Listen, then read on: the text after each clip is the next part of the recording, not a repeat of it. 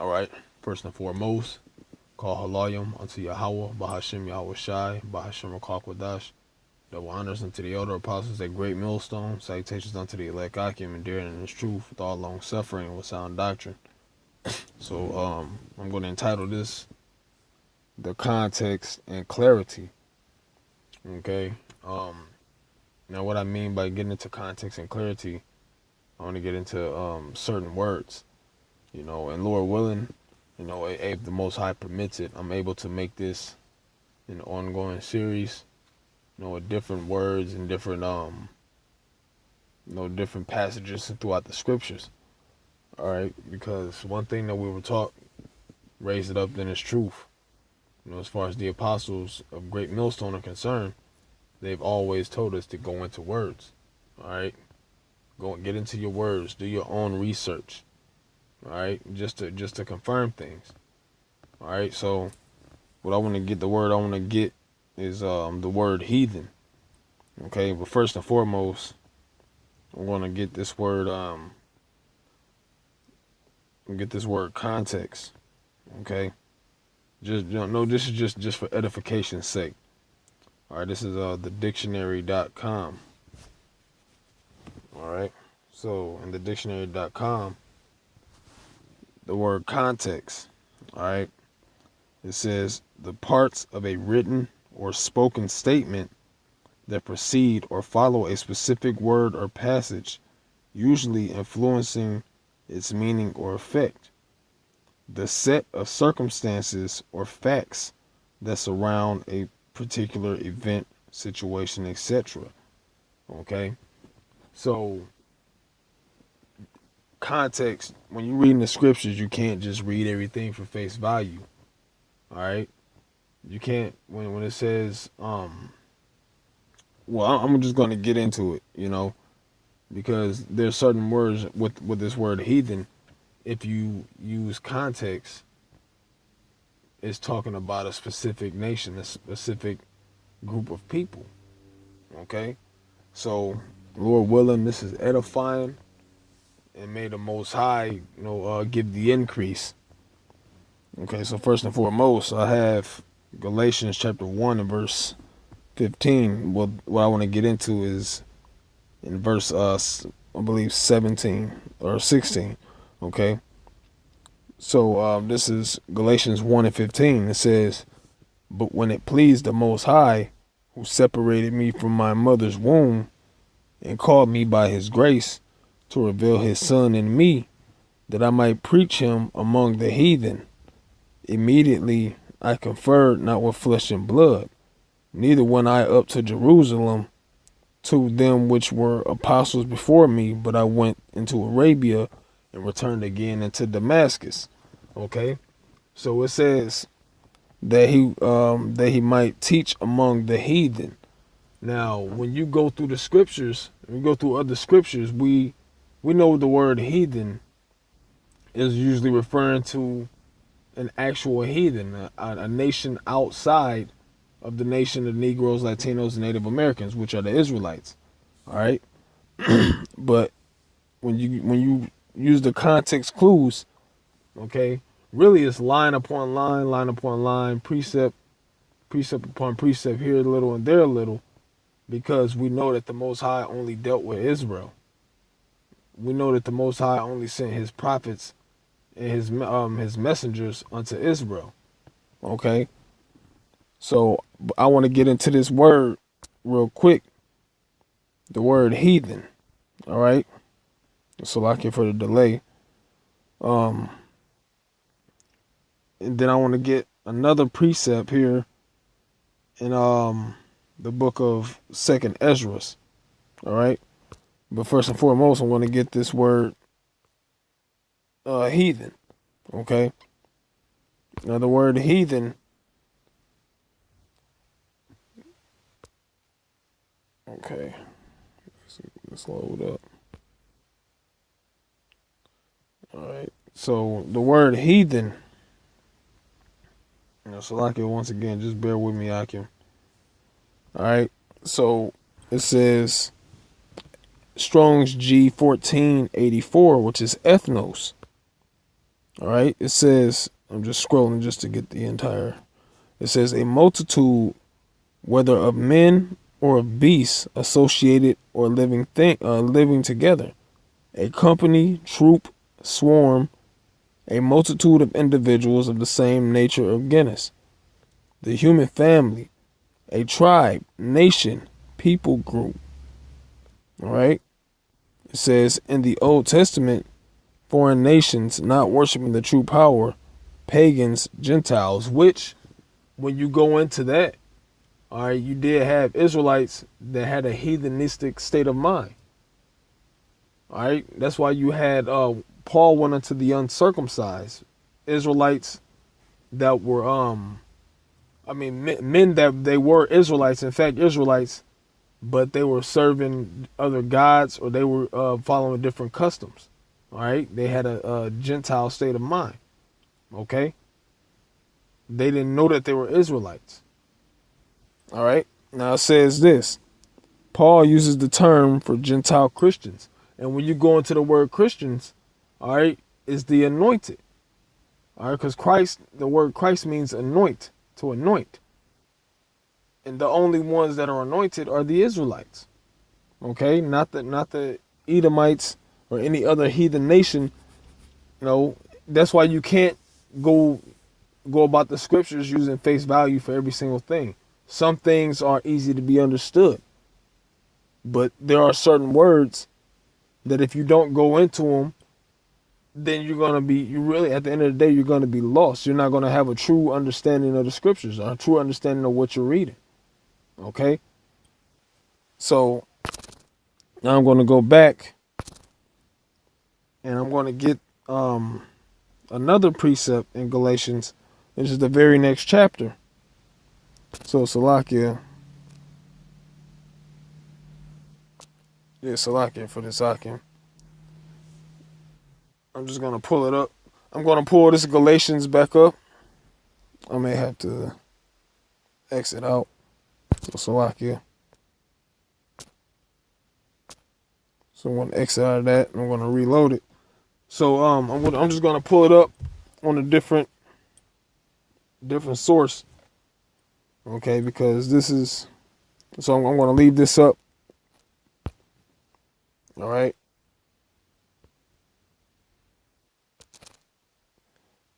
This is Galatians chapter 2. And let's see where I want to start from.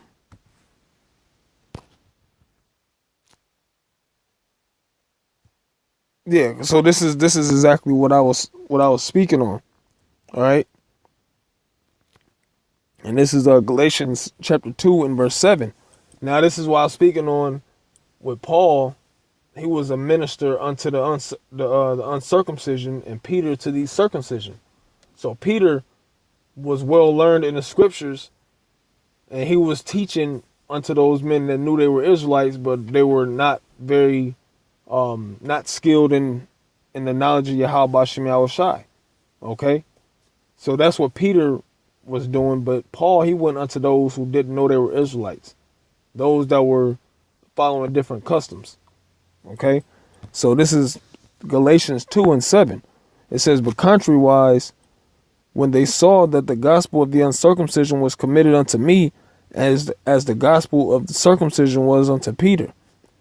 For he that wrought effectually in Peter to the apostleship of circumcision, the same was mighty in me toward the Gentiles. Okay?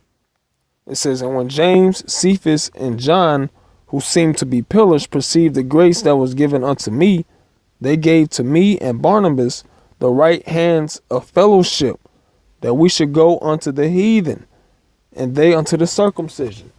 Okay?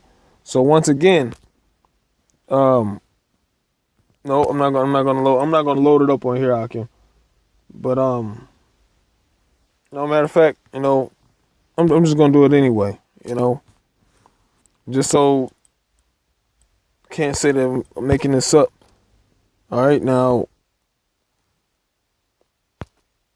the word heathen once again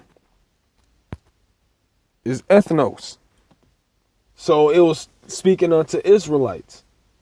Now, these were men who didn't know that they were Israelites. Okay? These were unlearned men in the scriptures. Men who didn't know anything about their men that didn't know anything about their heritage. All right? All right, so now I want to get into this book of 2nd Ezra.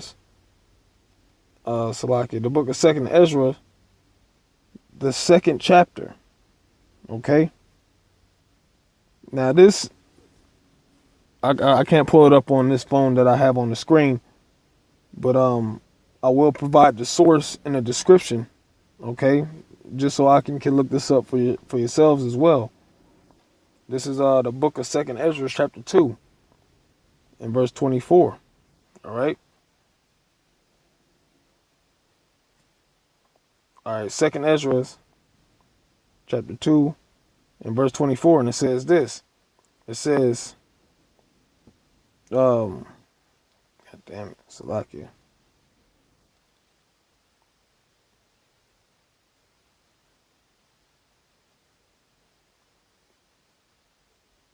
Not 24, Salakia. This is verse 27. It says, be not weary, for when the day of trouble and heaviness cometh, others shall weep and be sorrowful, but thou shalt be merry and have abundance. The heathen shall envy thee, but they shall be able to do nothing against thee, said the Lord. Now that's talking about the actual heathens. Okay? So no, Salaki, I'm going to start from 24. All right? This is 2nd Ezra 2 and 24. It says, abide still, O my people, and take thy rest, for thy quietness shall come. All right? And the Lord's people we know are who? The Israelites, plain.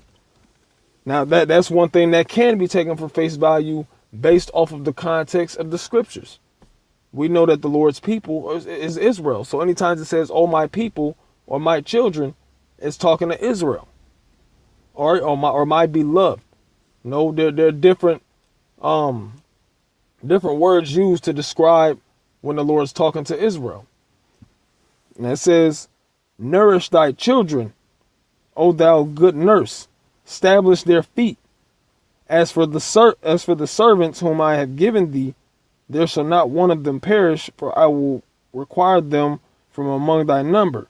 Be not weary, for when the day of heaviness, the day of trouble and heaviness cometh, others shall weep and be sorrowful, but thou shalt be merry and have abundance. The heathen shall envy thee, but they shall be able to do nothing against thee, said the Lord. Okay? My hand shall cover thee. And now that's talking about the actual heathen. The heathen shall envy thee. When we're using context, because the Lord, he's saying he's going to bring Jake up out of that heaviness, man. He's gonna bring mirth back unto Israel, and that's gonna be in the time where our kingdom is being restored. Okay?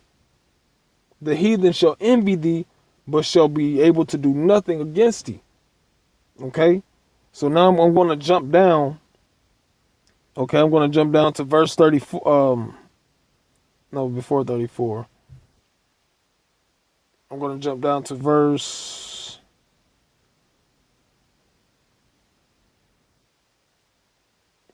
33. All right. It says, I, Ezra, received a charge of the Lord upon the Mount Horeb, that I should go unto Israel. But when I came unto them, they set me at naught and despised the commandment of the Lord. And therefore I say unto you, O ye heathen, that hear and understand, look for your shepherd, he shall give you everlasting rest. He is nigh at hand, that shall come to the end of the world. Okay? So it says first that I should go unto Israel, and then following that, he says, I say unto you, O ye heathen. Okay, using proper context, he's calling Israel heathens, man. Why? Because it says they despise the commandment of the Lord. Using context once again, I'm going to go into the book. Now this is just through the spirit. The book of Psalms. Okay. Matter of fact, even better, Psalms chapter 50. All right. It says this. Psalms 50 and in verse 16 it says, "But unto the wicked the Most High saith, What hast thou to do to declare my statutes, or that thou shouldest take my covenant in thy mouth? Seeing thou hatest instruction, and casting my words behind thee." Back in 2nd Ezra, the 2nd chapter and 33rd verse. "And they despise the commandment of the Lord. And therefore I say unto you, O ye heathen." Okay? Because that is a custom. Despising the Lord was a custom of the heathens. The heathens never gave any reverence nor respect unto the word of Yahweh Shem Yahushai. Now when Jake did it, they did that because, hey, our nation is by nature a stiff-necked and rebellious people. Okay? Esau is just flat out wicked, man. Esau don't have no spiritual morals or spiritual ethics. Jake, we have a zeal according, a zeal but not according to knowledge. Our people are naturally rebellious, man. We know that the Most High exists. Our people know that the Most High exists. Okay? They know that there's a higher power. They recognize that. But at the same time, they're a rebellious nation to the point where they despise the commandment of the Lord. So that's why he called them heathens, man. Okay? So that's just to give clarity on that scripture. Okay? Now I want to get another scripture. Actually, I want to get into this word heathen in the dictionary.com real quick, and then I'm going to close out.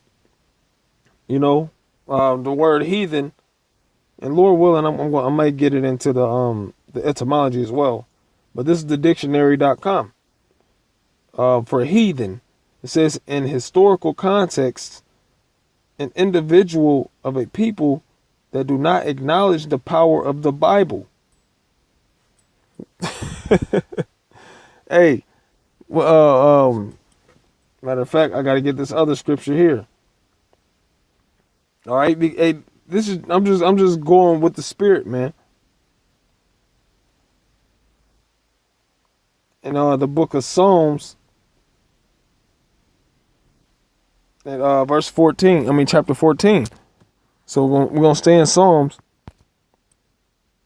As a matter of fact, I'll get into 53. It just pretty much says the same thing. All right, this is Psalms 53 and 1. It says, "The fool have said in his heart, there is no God. Corrupt are they, and have done abominable iniquity. There is none that doeth good. The Most High looked down from heaven upon the children of men to see if there were any that did understand, that did seek the Most High. It says, every one of them is gone back. They are altogether become filthy. There is none that doeth good, no, not one." Okay? And I just read in the book of Psalms, the 50th chapter, how these heathens, the wicked, they cast the commandment and the statutes of the Lord behind their backs, man. They throw it away as if it's nothing. All right. So I'm gonna read this again in the dictionary.com for heathen. It says, an individual of a people that do not acknowledge the power of the Bible. A person who is neither a Jew, Christian, nor Muslim. No, which the Muslim, that's not accurate. All right. It says a pagan. Then it says this: of or relating to heathens, pagan, irreligious, uncultured, or uncivilized. If that's not the so-called white man in these heathen nations, I don't know what is, man. Okay? So this is an actual heathen. And our people, they picked up on these ways. They learn how to be uncivilized because this community, this society teaches nothing but confusion and straight up wickedness, man. So yes, Ezra was totally on point. And there were other, Paul was on point. Paul called them heathens. All right. The Most High looked at our people as Gentiles. which all these three, heathen, Gentiles, and uncircumcised, all fall into the same category. They have their different effects, but they all fall into the same category, man. Jakes who either don't want to be submissive to Yahweh Shem Yahushai, those are those that don't know that they should be submissive to Yahweh Shem Yahushai. Okay? Hey, so let me get this word in the etymology, and then I'm gonna close it out. All right? Just to make sure we're still rolling. All right. Okay, the word heathen in the etymology, which is etymonline.com. Okay? And the first definition, it says, from Old English, not Christian or Jewish, also as a noun, heathen man, one of a race or nation which does not acknowledge the God of the Bible or the power of the Bible, which it says the same thing as the dictionary. Okay? So the heathen, the real heathen, the true by blood heathen, are the Edomites and every other nation outside of the nation of Israel. Israel, our people are heathens by lack of acknowledgement of Yahweh Shem Yahushai and obeying his law, statutes, and commandments. Okay? Because the Most High really only deals with Israel. He doesn't deal with these other nations, man. So when he called us heathens, or he called us Gentiles, it was really the same as being it was really a term of disrespect. Okay? Because we're better than these other nations. We're above these other nations. We're more superior. We have Yahweh Shem Yahushua close to us, man. All right? Now, it's not, we were Gentiles at a point. We were heathens at a point, those that are in the know. All right? And we had to come up out of that. But, you know, that's not the point I'm trying to get. My point is giving the clarity on this, the clarity and the context of this word heathen. Okay? Because you can't take everything for face value. You know, so hey, Lord willing, that was edifying. And with that being said, I give all praise, honor, and glory unto Yahweh, Ba'ashem Yahushai, Ba'ashem Rakar Kodash, double honors unto the apostles, and salutations unto the elect. Shalom.